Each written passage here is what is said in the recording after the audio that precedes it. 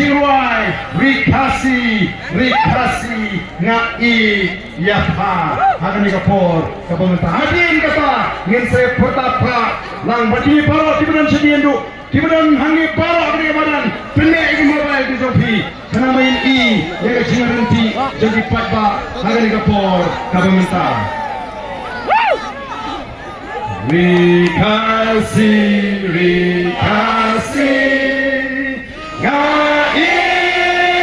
Yapa itu barim ubaja hitam menghindai langannya isu jingkin mau yakikan amdu ulaiท่านตัวพี่เงินลาบันรายกันยังเป็นจำนวนเนี่ยRikasi ngai Yapa karikapa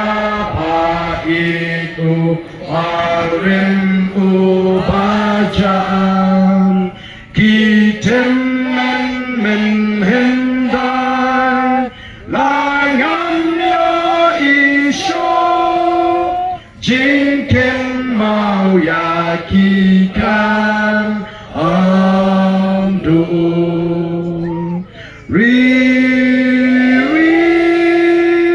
ngai ton lakari ngin kil shakle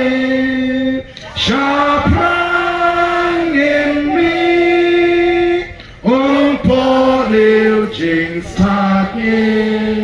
yadi kapor sinshar hausnam arbra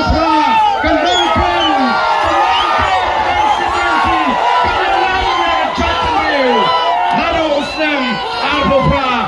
Pai babe jana ini pertalang hari kapor pertajam nadu kadonut ra ikti jampi kapor bini perta kenamakan ai kubor bagan nongkrem constituency